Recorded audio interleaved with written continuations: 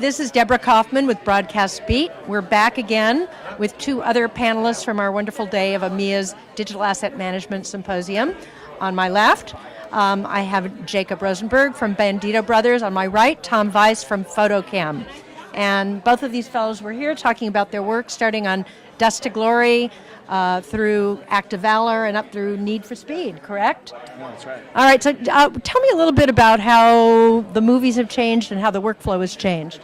Well, we first met 10 years ago on a project that I met my current business partners on called Dust to Glory.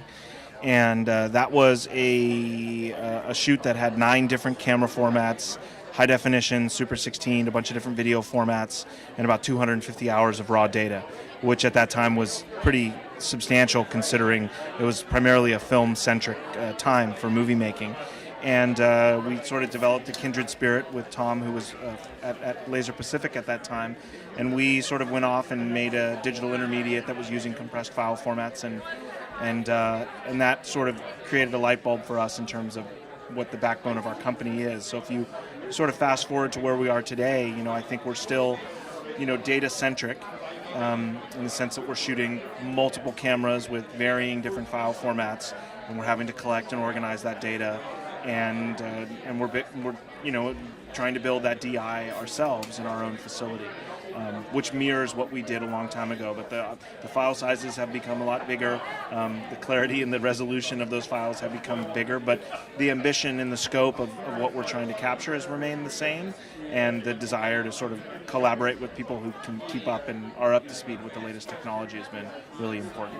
Well, and they've all been really fabulous movies, and I know that you've partnered for all of them. Tell me a little bit, Tom, about how, what was the learning curve with the first one, and how have you learned with each movie? How has the workflow evolved? Wow. Well, the first film, was really the early days of dealing with HD cameras, the cameras like the Sony F900 and some of the Panasonic cameras that they used on the film. And at that time, it was really tape-based. We were very tape-centric. Everything got output to a tape. It got digitized by a tape.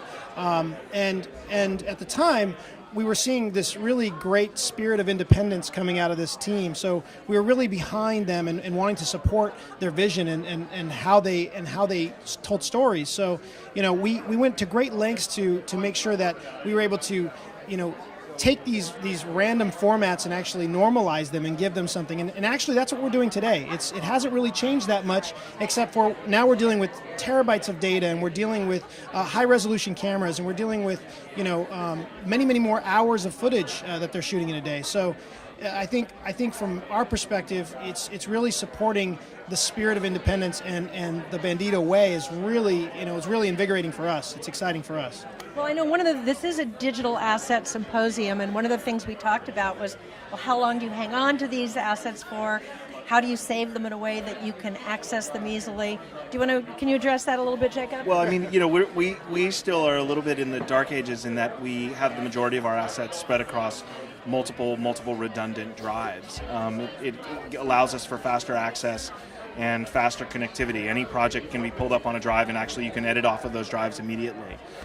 So some of our higher risk or more valuable assets are in long-term storage and secured in different ways, but primarily we're still drive-based for storage, and obviously we have massive RAID systems that are always on, that have the majority of the active assets, or have assets for a set period of time that need to be live and need to be sort of on that RAIDed environment.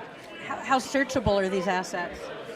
Again, I mean, they're easily searchable, but there's no, giant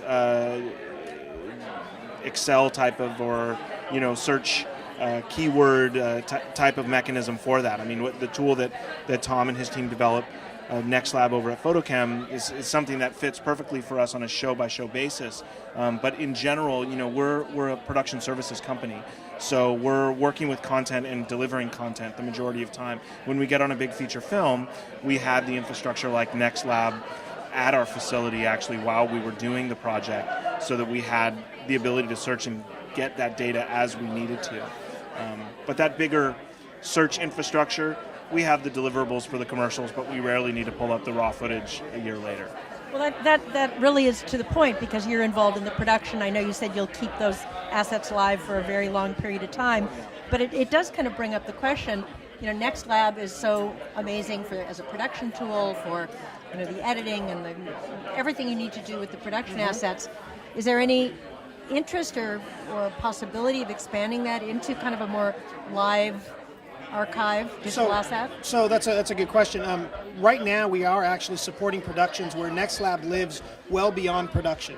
So you'll have instances where a NextLab system goes into editorial after they've shot all of their content, and they actually use it as a tool to track all their assets, to go back and do visual effects pulls, to go back and do conform pulls. So we are going into that realm of a true asset manager for a given project. And for us, we typically do a three-tiered approach for storage in our deployments. It's typically fast, high-speed storage, SAN type storage first. That's our tier 1. Tier 2 is a NAS type volume that has, it's really thick and has, hundreds of terabytes of space. And then a tier 3 is obviously that long-term LTO archive. So that's our approach, and that's what we have to do to protect ourselves and to protect our customers' assets.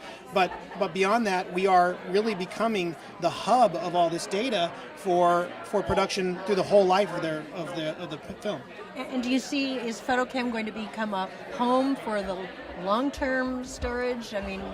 I don't know. There are so many companies out there that are vying for that with the studios directly. I know that we are going to be a jumping off point for a lot of that, and we're going to make sure that we are relevant and that we're able to actually feed relevant data and information into those asset managers in the future, so that it's not just disparate content that's coming on LTO drives. There's meaning to all that data.